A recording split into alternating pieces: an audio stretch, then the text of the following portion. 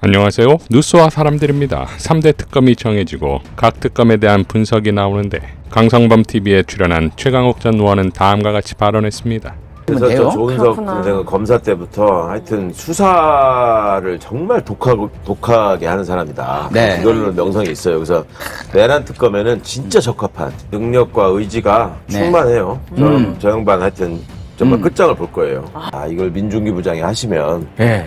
민중기 원장이 하시면 정말로 차분차분. 김건희는 이제 내란 특검하고 차이가 뭐냐면 김건희는 지저분하잖아 사건이. 네. 어? 여기 가서 털어먹고 저기 가서 털어먹고 여기서 빼먹고 막 이러니까 네. 이거를 정리를 잘 해야 된단 말이에요. 네. 그런 거를 할 때 아주 잘 하실 분이죠. 아. 제가 그 공검찰에 있으면 처음 시작할 때 네. 제가 이 사람은 진짜 제대로 된 검사하고 진짜 멋있는 사람이다. 네. 아, 진짜. 라고 생각했던 오. 인정했던 거의 유일한 선배입니다. 자기가 생각할 때 자기가 윤석열을 제일 먼저 구속할 수 있을 것 같다. 셋이서 누가 제일 먼저 저기 하느냐를 열심히 경쟁할 것 같아요. 네. 자, 그러니까 이 특검들의 진짜 위력은 윤석열, 김건희를 두고서 3개 특검의 경쟁 구도에 있다는 거 아니겠습니까? 가장 주목받고 있는 조은석 특검은 임명되자마자 박세영 고검장을 만나고 경찰 특수본을 찾아 수사 상황을 공유받고 인력 파견 문제 등을 협의했다고 보도되었습니다.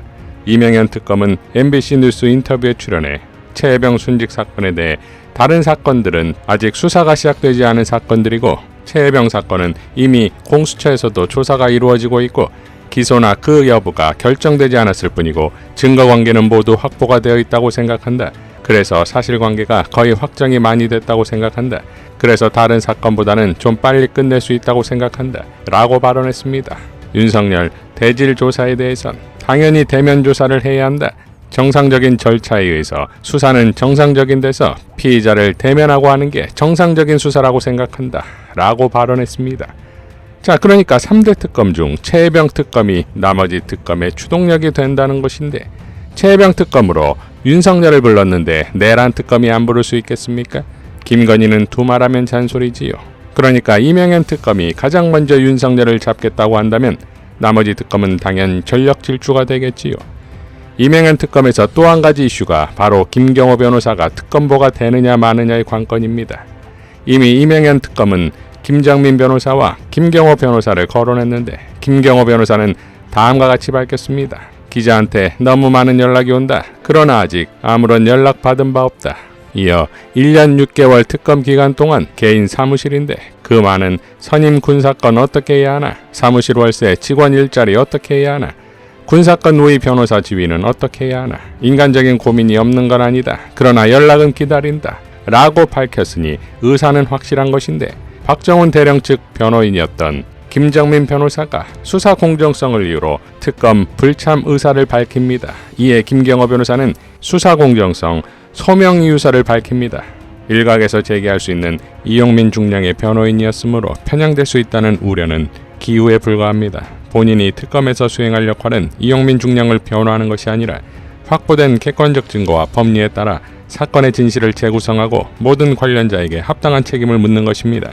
오히려 사건 초기부터 가장 깊이 있게 사실관계와 증거를 파악하고 법리를 검토해온 경험은 복잡하게 얽힌 사건의 실체를 신속하고 정확하게 파악하는 데 결정적인 자산이 될 것입니다.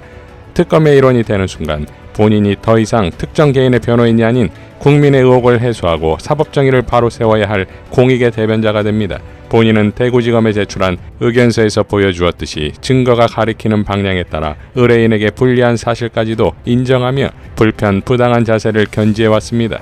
이러한 원칙과 소신은 특검의 수사 과정에서도 동일하게 적용될 것이며 오직 증거와 법리에 따라 공정하고 철저하게 수사에 임할 것을 약속드립니다. 본인은 이용민 중량의 변호인으로서 의뢰인의 방어권을 보장하는 동시에 사건의 전체적인 진실을 규명하기 위해 노력해왔습니다. 그 과정에서 일관되게 주장해온 임성근 전 사단장의 중대한 지휘 책임과 수사 과정의 외압 및 은폐 의혹은 바로 고 최혜병 특검이 밝혀내야 할 핵심 과제와 정확히 일치합니다. 따라서 본인이 특검에 참여하는 것은 이해관계의 충돌을 야기하는 것이 아니라 그동안 축적된 사건에 대한 깊이 있는 이해와 객관적 증거에 기반한 진실규명의 의지를 통해 특검의 임무 완수에 기여하는 길이 될 것입니다. 이에 본인의 특검 참여가 수사의 공정성을 해치지 않으며 오히려 실체적 진실 발견에 이바지할 것임을 명확히 밝힙니다.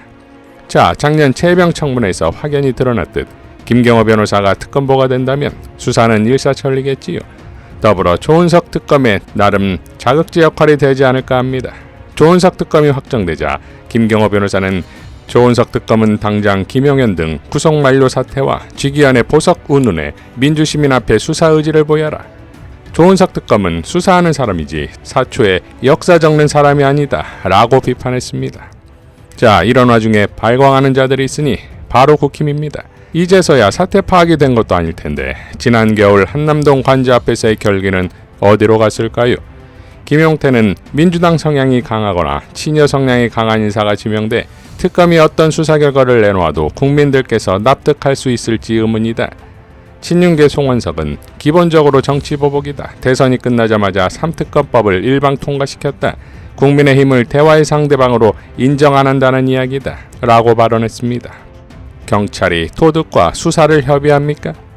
내란 특검 수사 대비를 위해 휴대전화를 바꾸고 텔레그램도 기존 대화 삭제를 위해 탈퇴 후 재가입하고 있다는 말도 나옵니다.